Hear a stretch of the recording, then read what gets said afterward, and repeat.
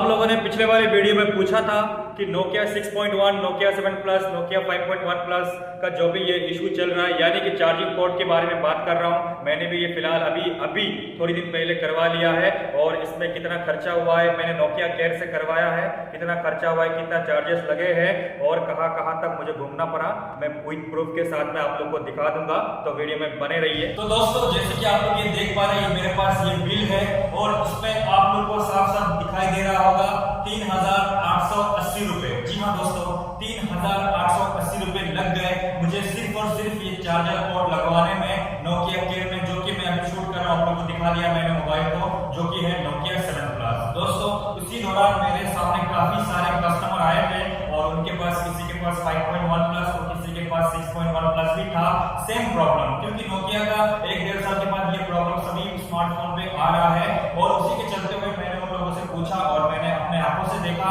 कि Nokia 6.1 plus में अगर आपका चार्जिंग पोर्ट का प्रॉब्लम चल रहा है तो 2100 रुपए तक आपको खर्चा जा सकता